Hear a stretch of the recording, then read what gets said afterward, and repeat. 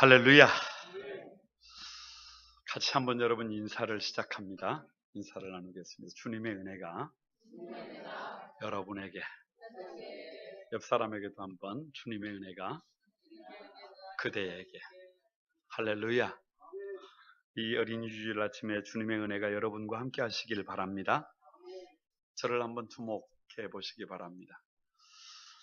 예수님께서 제자들과 함께 배를 타고 갈릴리 호수를 이 편에서 저 편으로 건너가시는데, 오늘 23절 말씀에 보면 마침 광풍이 호수에 내리침에 물이 가득하게 되어 배가 위태하게 된지라, 이렇게 기록해 놓고 있습니다. 여기 기록한 광풍이 뭐냐 그러면 그냥 우리말로 쉽게 풀어놓으면 미친 바람입니다. 그냥 바람이 이렇게 순하게 이렇게 불어와야 될 텐데 바람이 미친 거예요. 그래서 어떻게 불어오는지 종잡을 수가 없고 대처가 불가능해요.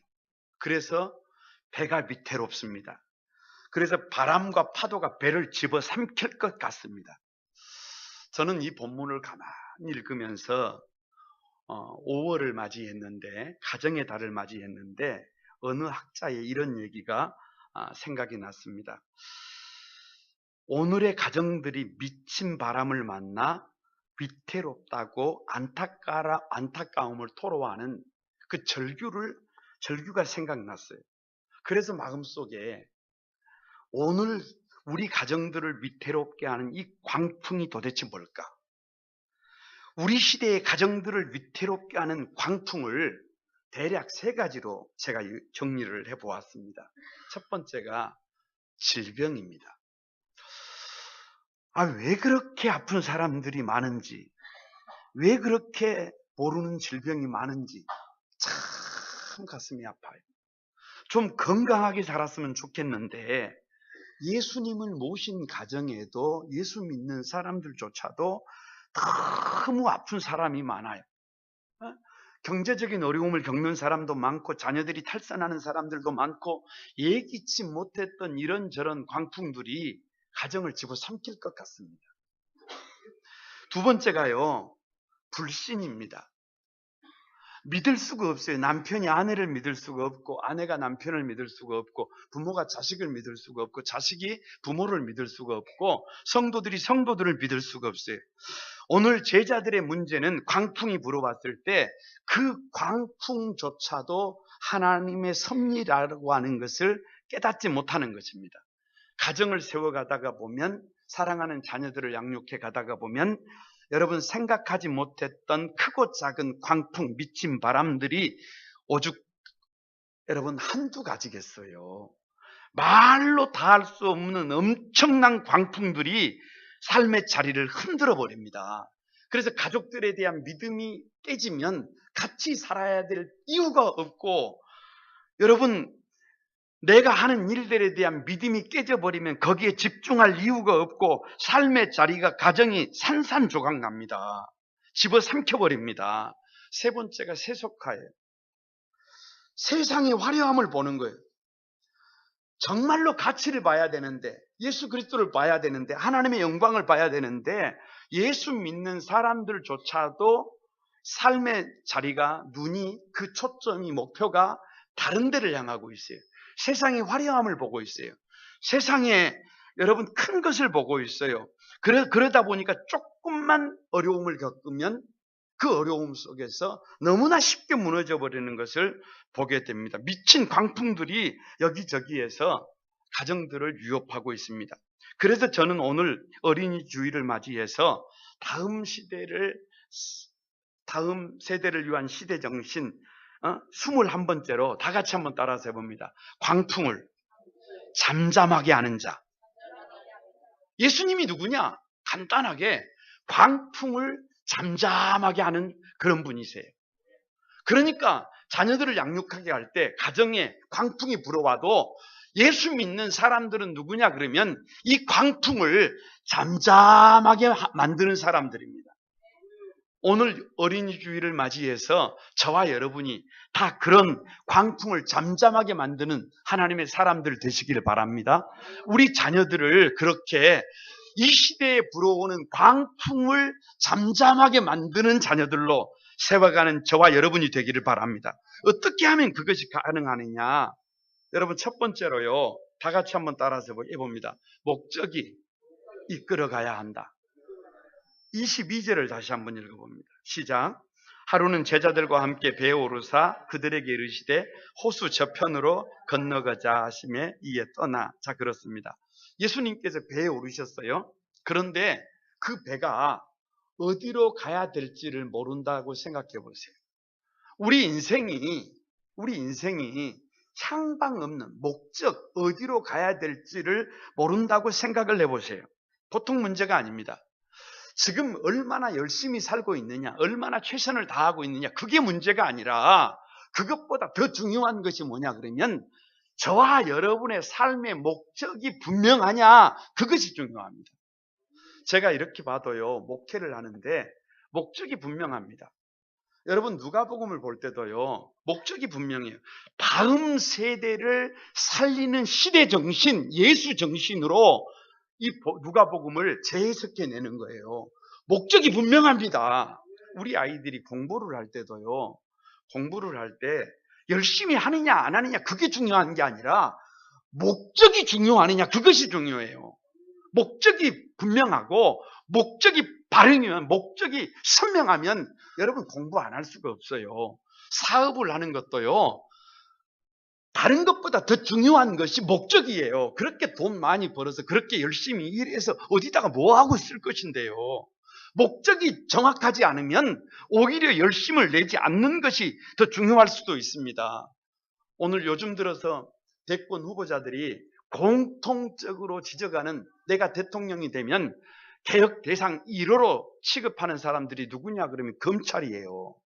그러니까 머리 좋고 실력 있고 능력 있어도 방향이 잘못되면, 목적이 잘못되면 잘못 갈 수 있습니다. 잘못 갈 수 있어요.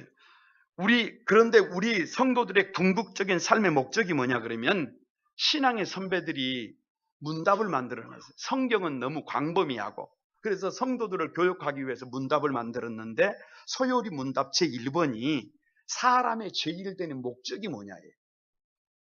너무 잘 알아요. 사람의 제일 되는 목적이 뭐냐?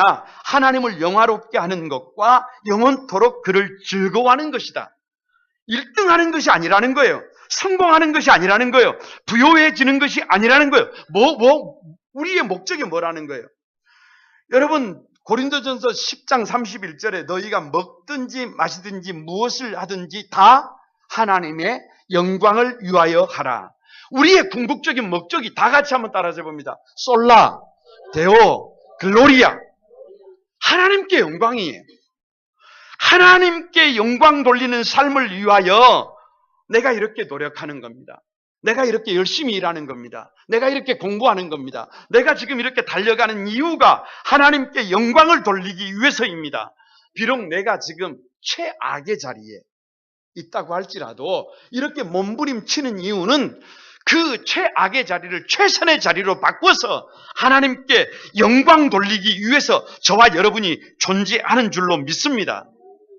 이 목적 의식이 분명해야 합니다. 그래야 광풍을 잠잠하게 할 수 있습니다. 오늘 본문을 시작할 때요, 22절에요, 어떻게 시작하느냐 그러면 하루는 제자들과 함께 배에 오르사 이렇게 기록하고 있어요.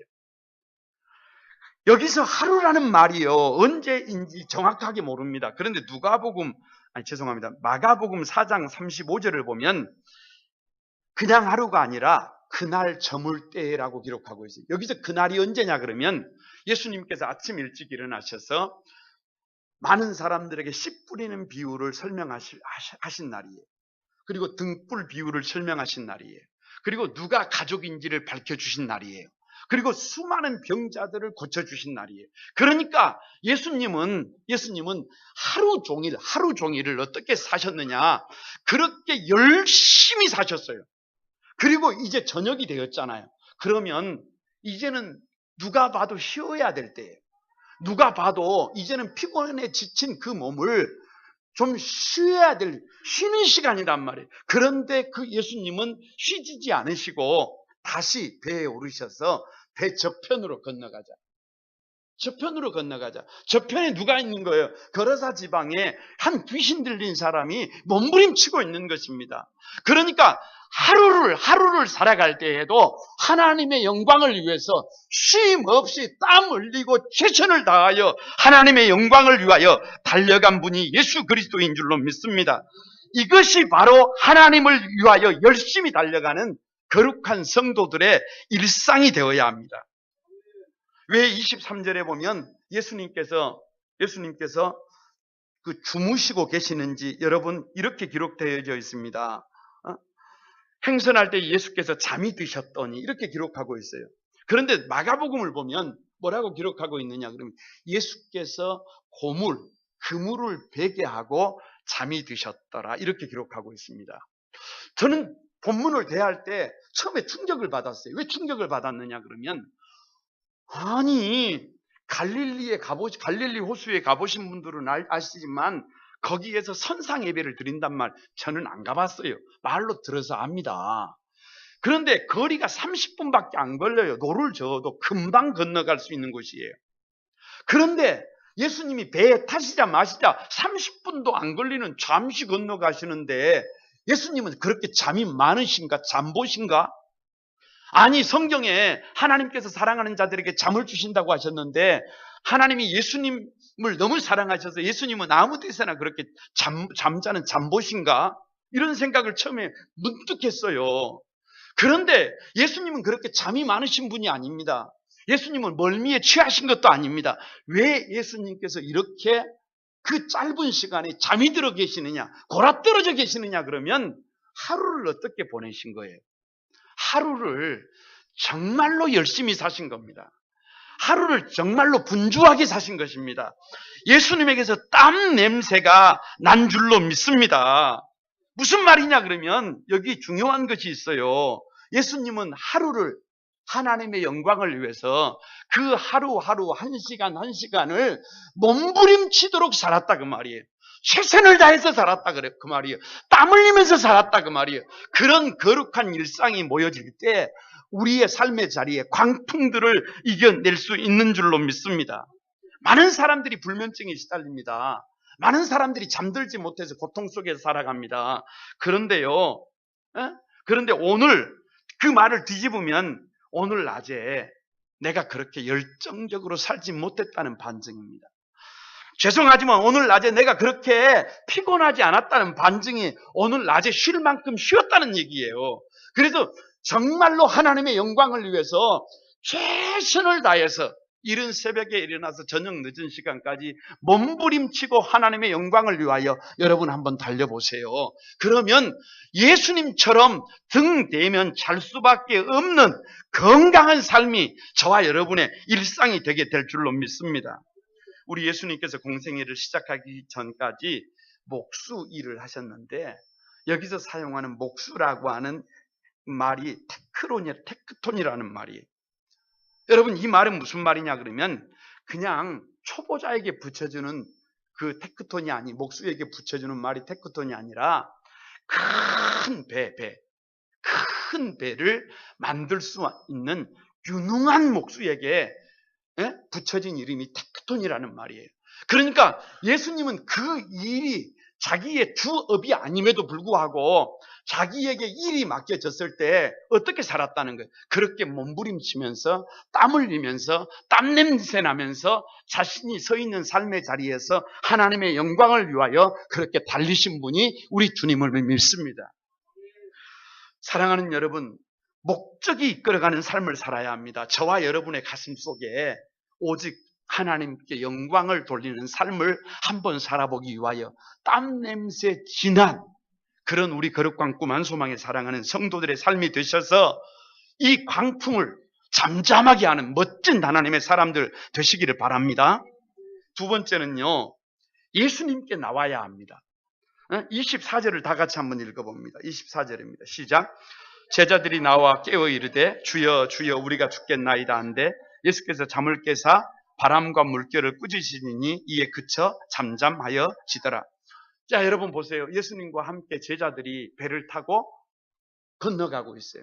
그런데 그 광풍이 불기 전에는 예수님이 함께 계시다는 것조차도 모르고 있는 거예요.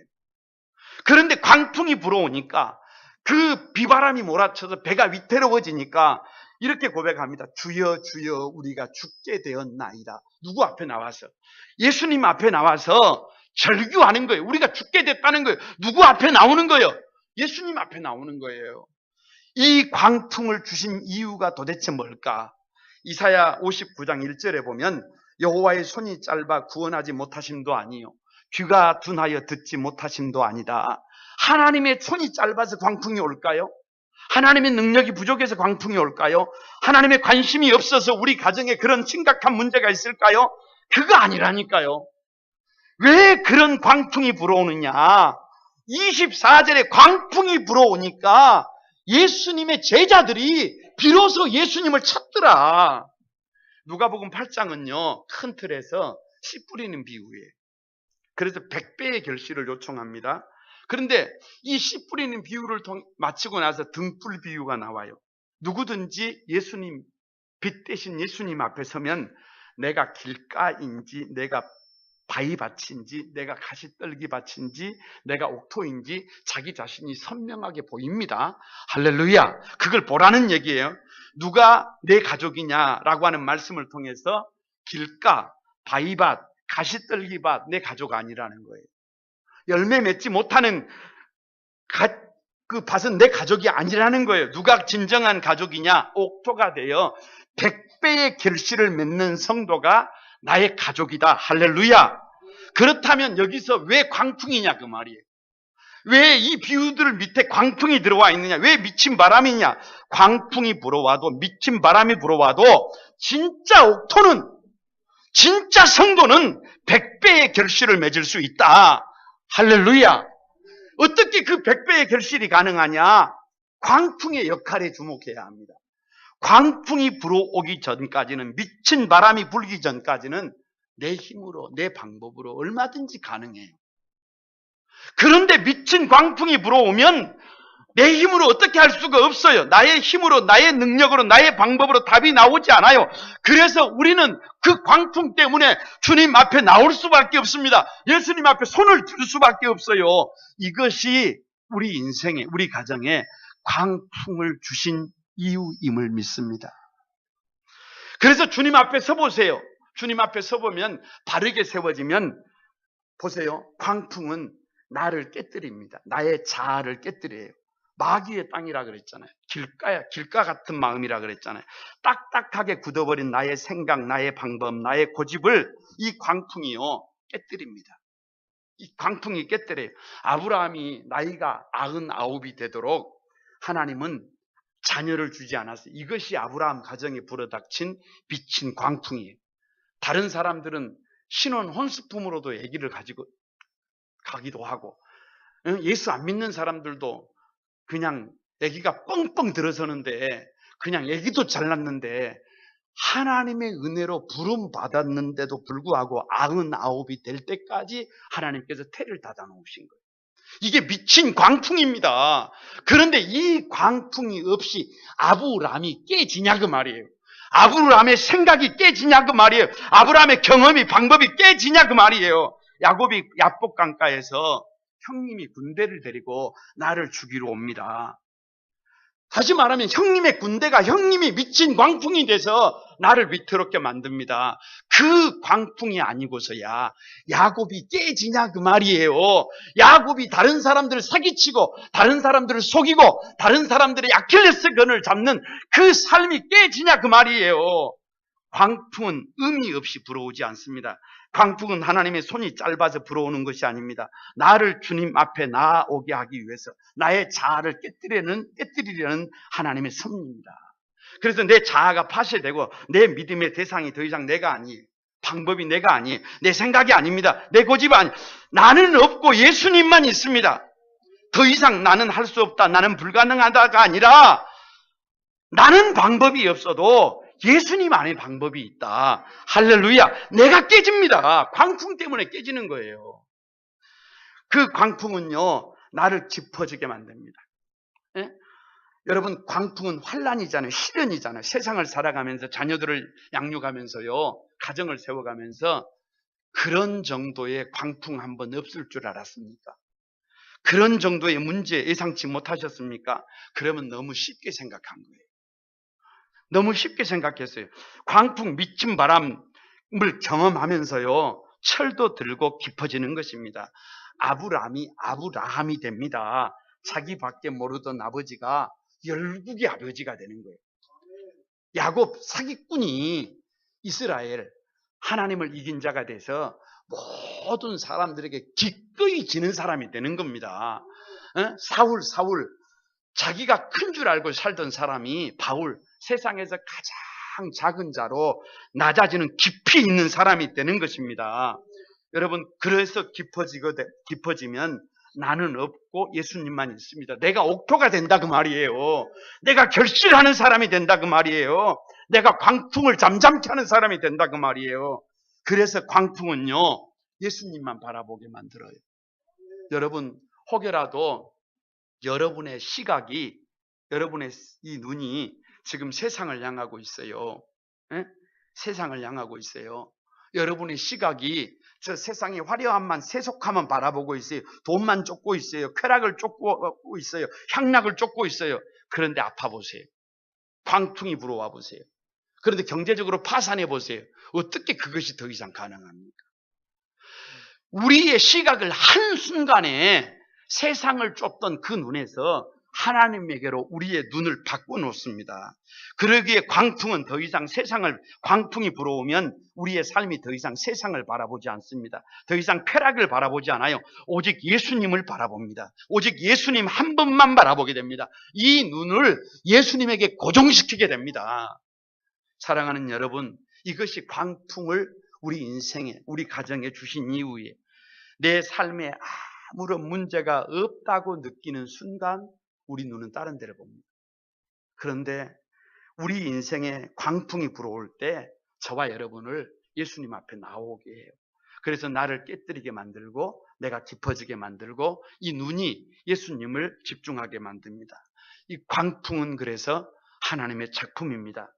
여러분, 광풍 앞에서 불안해하지 말고 주저하지 말고 주님 앞에 나와서 나를 깨뜨리고 깊어져서 예수님을 향해서 그 광풍을 잠잠케 하는 여러분이 되시기를 바랍니다. 세 번째로 광풍을 꾸짖어야 합니다. 24절을 여러분 다시 한번 읽어봅니다. 시작. 제자들이 나와 깨어 이르되 주여 주여 우리가 죽겠나이다 한데 예수께서 잠을 깨사 바람과 물결을 꾸짖으시니 이에 그쳐 잔잔하여지더라. 바람과 물결을 예수님이 꾸짖으십니다. 여러분, 꾸짖다는 말이요 중요해요. 꾸짖다는 말이 중요해요. 왜냐? 꾸짖는다는 말은 뭔가 문제를 보고 있다는 거예요. 잘못됐다는 거예요. 그러면 안 된다는 거예요. 그러니까 여러분 봐보세요. 예수님께서 이 미친 광풍을 향해서 꾸짖었다는 말은 예수님은 광풍을 꾸짖는 분이에요. 그러니까 저와 여러분도 예수님을 닮아서 우리 가정에 불어온, 지구촌에 불어온 이 광풍을 꾸짖을 수 있는 하나님의 사람들이 되어야 합니다. 보세요. 3대 광풍이, 가정에 불어온 3대 광풍이 질병이라고 했잖아요. 그러면 질병을 꾸짖을 수 있어야 돼요. 아니, 질병을 어떻게 꾸짖어요? 생각을 좀 바꿔야 합니다. 보세요. 예수님의 삶은 하루가 거룩한 일상이에요. 땀 흘리는 일상이에요. 그래서 등을 대면 잠들 수밖에 없는 그런 질서가 있는 삶을 사셨어요.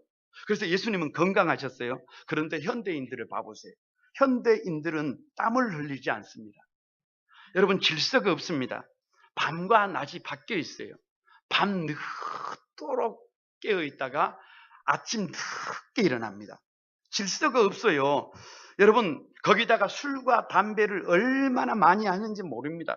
거기에다가 약물, 남용까지 한마디로 말하면 건강이 무너질 수밖에 없는 구조를 가지고 있어요. 그러니까 누가 광풍을 꾸짖느냐, 누가 광풍을 잠잠케 하느냐 그러면 땀 흘리지 않고 사는 나를 꾸짖을 수 있는 사람이에요. 여러분, 질서 없는 삶을 살고 있는 나를 향해서 채찍질을 내디딜 수 있는 사람이에요. 질서 없이 늦게 자고 늦게 일어나는 삶을 꾸짖을 수 있는 사람이에요. 여러분, 백해무익한 술에 취해서 사는 삶을 꾸짖는 삶이에요. 담배로 인해서 자신의 폐도 시커멓게 망가뜨리고 사랑하는 사람들까지도 병들게 만드는 그것에 대해서 문제를 제기할 수 있는 사람들이에요. 약물에 의지하고 살려고 하는 안주한 삶을 꾸짖는 것이 여러분, 저와 여러분에게 필요하다는 거예요. 그러게 믿음의 사람들은 잘못된 삶의 자리, 질서 없는 삶의 자리에 대한 문제 제기를 강력하게 할 수 있는 사람들이어야 해요. 그래야 저와 여러분이 질병을 꾸짖고 저와 여러분이 건강하게 살아갈 수가 있습니다. 우리 한소망에 사랑하는 성도들이 그런 성도들 되시기를 바랍니다. 불신. 그렇게 불신을 꾸짖어야 합니다. 여러분, 불신이 도대체 뭐예요? 믿음 없음이잖아요. 제자들의 문제는 광풍이 불어왔을 때 이 광풍조차도 하나님의 섭리인 것을 깨닫지 못했어요. 다시 말씀드리지만 가정을 세워갈 때, 인생을 살아갈 때 여러분, 그런 어려운 문제가 없어요. 여러분이 인물이라면 성경의 수많은 인물들에게 한 가지 공통적인 특징이 뭐냐 그러면 미친 광풍이 인물들에게 더불어온다는 거예요. 그래서 그 광풍 때문에 그 인물이 큰 인물이 된다는 거예요. 그런데 그런 광풍이 불어왔을 때, 그런 어려움이 찾아왔을 때 믿음이 없으면 어떻게 되겠어요? 믿음이 없으면 무너집니다. 그런데 그런 광풍이 불어왔을 때 이 광풍까지도 하나님의 섭니다. 이 광풍까지도 나를 하나님 앞에 나오게 하고 나를 깨뜨리고 나를 깊어지게 해서 나를 주를 바라보게 해서 나로 하여금 열매 맺게 하시려는 하나님의 작품이다라고 하는 믿음이 있으면 오히려 광풍이 불어왔을 때 저와 여러분이 해야 될 일이 더 많아집니다. 오히려 저와 여러분이 더 집중하게 됩니다. 오히려 구별된 삶을 살게 됩니다. 누가 광풍을 잠잠케 하는 사람들이냐? 믿음 없음에 대해서 꾸짖는 거예요. 꾸짖는 거예요. 여러분, 배우자가 그냥 배우자가 아닙니다. 자녀가 그냥 자녀인 줄 아세요? 그냥 가족이 된 줄 아세요? 우리 거룩강구 만소망교회 성도들 한 사람 한 사람이 그냥 공동체가 된 줄 아세요? 하나님께서 뽑아서 7번 창세전부터 예정해서 그렇게 뽑아서 남편으로 세웠고 뽑아서 아내로 세웠고 뽑아서 자녀로 세웠고 뽑아서 우리를 한 가족으로 부르신 줄로 믿습니다. 이 믿음이 있어야 이 믿음 없음에 대해서 문제를 제기하고 그 믿음 없음에 대해서 잘못된 삶에 대해서 돌아설 수가 있습니다. 그래야 광풍을 잠잠케 할 수 있는 줄로 믿습니다. 세 번째가 세속화였잖아요. 세속화. 그래서 세속화를 꾸짖을 수 있어야 합니다. 세속화가 뭡니까? 세상의 화려함을 동경하는 거예요. 여러분, 지금 세계가 그렇게 가고 있어요. 세계가 다른 사람들은 죽든지 말든지 관심이 없어요. 지금 세계가 다른 나라는 살든지 죽든지 관심 없어요. 오직 우리나라만. 저 미국이 지금 그렇게 가고 있잖아요. 저 영국이 지금 그렇게 가고 있잖아요. 지금 믿음으로 산다는 우리들도 그렇게 여러분 그냥 세상을 향해서 세상의 유혹에 달콤한 유혹에 여러분 동경하면서 그렇게 살아가고 있잖아요. 화하가 마귀의 유혹에 넘어가 선악과를 보니까 먹음직도 하고 보암직도 하고 지혜롭게 할 만큼 탐스럽기도 했습니다. 그래서 덥석 먹어버린 것 아닙니까? 그래서 에덴에서 쫓겨난 것 아닙니까? 마찬가지입니다. 세속화는 우리의 눈을 세상에 고정시킵니다. 세상의 화려함에 고정시키는 것입니다. 자꾸만 세상을 보게 합니다. 자기 자신도 모르게 소돔과 고모라를 바라보다 보니까 롯이 소돔 사람들과 똑같이 되어버리잖아요. 똑같이 소돔이 동성에 빠져서 나중에 소돔과 고모라가 유황불에 타버린 것 아닙니까? 그러니까 누가 광풍을 잠잠케 하느냐? 이 세속화에 대해서 자기 자신의 삶에 대해서 과감하게 문제를 제기할 수 있는 사람, 뭐가 문제인지, 뭐가 잘못된 것인지를 본질을 볼 줄 아는 사람, 환경을 바라보는 것이 아닙니다. 그래서 예수 그리스도를 바라보는 사람들, 오직 우리의 눈을 예수님께 고정시키는 사람들, 그래야 그래야 광풍을 잠잠하게 할 수 있습니다. 거룩한 꿈 한 소망에 사랑하는 성도 여러분, 광풍을 꾸짖는 여러분이 되시길 바랍니다.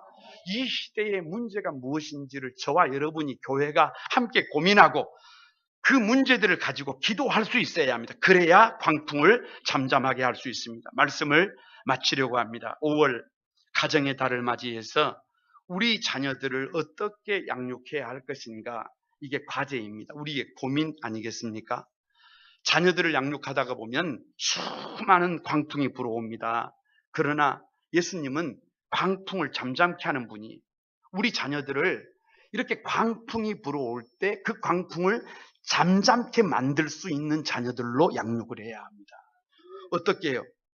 우리 자녀들을 목적이 이끌어가는 자녀로 양육해야 합니다. 향방 없는 자녀들로 만들어 놓으면 안 돼요. 목적이 분명해야 돼요. 오직 하나님께 영광을. 그래서 무슨 일을 하든지 하나님의 영광을 위해서 살도록 우리 어린 아이들을 훈련시켜야 합니다. 두 번째가 예수님 앞에 나오는 자녀로 양육해야 합니다. 아무리 공부를 잘하고 아무리 좋은 직장을 다니고 아무리 많은 것을 가졌어도 예수님 앞에 나오지 않으면 낫승입니다. 예수님 앞에 나와야 내가 깨지고, 예수님 앞에 나와야 내가 깊어지고, 예수님 앞에 나와야 내가 예수님을 바라보고, 예수님 앞에 나와야 내가 예수님의 사람으로, 예수 닮은 사람으로, 제대로 된 한 인간으로 여러분 살아갈 수 있습니다. 광풍을 꾸짖는 자녀들로 양육해야 합니다. 아무나 문제를 제기할 수 있는 게 아닙니다. 아무나 꾸짖는 삶을 살 수 있는 게 아닙니다. 뭐가 문제인지 알고 있어야 되고, 문제의식이 있어야 되고, 자기가 바르게 살 수 있어야 잘못된 삶에 대해서, 이 광풍에 대해서 문제를 제기할 수 있습니다. 우리 자녀들을 이런 사람들로 훈련시켜서 양육해서 우리 가정에 어떤 광풍이 불어온다고 해도, 우리 세대에 어떤 미친 바람이 불어온다고 해도 우리 가정을 지키고 교회를 지키고 이 조국을 지켜나가는 여러분의 가정, 여러분의 자녀들이 다 되시기를 주님의 이름으로 축복합니다. 같이 한번 여러분 찬송하면서 오늘 기도하도록 하겠습니다.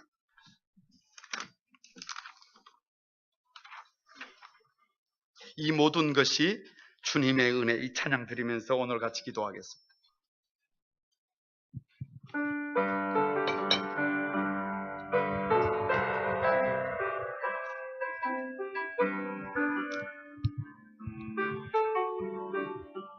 이 모든 것이 주님의 은혜, 이 모든 것이 은혜로라. 여러분, 우리 오른손을 들고 이 모든 것이 주의 은혜, 은혜라 하네.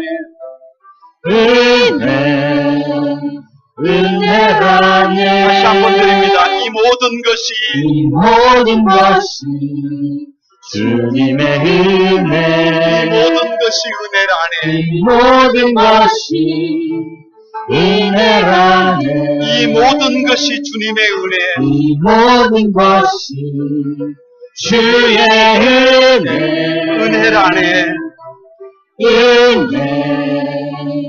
은혜라네. 다 같이 한번 고백합니다. 내가 가진 것들 중에 받지 않는 것 하나도 없으니 오직 주님의 은혜라. 주님의 은혜라. 이 은혜를 깨달음도 모두 주님께 있으니 모든 것이 주님의 선물.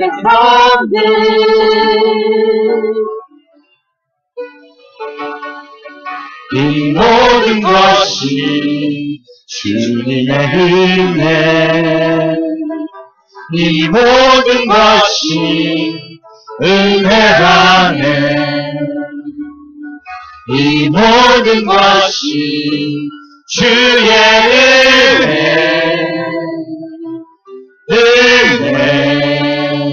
은혜라네. 계속 한번 반주해 주시기 바랍니다. 사랑하는 여러분, 광풍도 하나님의 은혜를, 하나님의 섭리임을 믿으시길 바랍니다. 아멘. 우리 자녀들을 목적이 이끌어가는 자녀로 양육해야 합니다. 예수님께 나오는 자녀로 양육해야 합니다. 아멘. 광풍을 향하여 꾸짖는 자녀들로 양육해야 합니다. 아멘. 그래야 가정을 지키고 교회를 지키고 이 역사를 조국을 지켜낼 수 있습니다. 아멘. 하나님의 사람들로 살아갈 수 있습니다. 이 아름다운 삶의 주인공들이 우리 교회가 되도록, 우리 부모들이 되도록, 우리 자녀들이 되도록 다 같이 한번 주여 삼창하고 같이 한번 통성으로 기도합니다. 주여, 주여, 주여. 하나님, 거룩하신 주님 감사합니다. 목적이 있으셔서 여기저기에서 목적을 가지고 눈물 흘리는 그렇게 나아가는 사람, 많은 사람들이 아버지, 주님 앞에 여기저기에서 나아가는 아파하는 하나님 많은 앞에서 영혼들이 있습니다. 아버지, 수많은 광풍으로 인하여 오 하나님 아버지, 괴로워진 사람들, 위태로운 부모님의 자녀들이 가정들, 하나님 그런 삶을 살아가는 하나님 우리가 한지를 바랍니다. 예수님처럼 오 하나님을 잠잠케 할 수 은혜로 있느냐. 받으며 우리 거룩한 하나님의 구만 기쁘신 뜻을 소망교회가, 깨달아 우리 거룩한 구만 소망의 부모들이 목적이 이끌어가는 자녀들로 어린 자녀들을 양육하게 하여 주시옵소서. 예수님 앞에 나오는 자녀들로 양육하게 하여 주시옵소서. 광풍을 꾸짖는 하나님의 사람들로 양육하게 하여 주옵소서.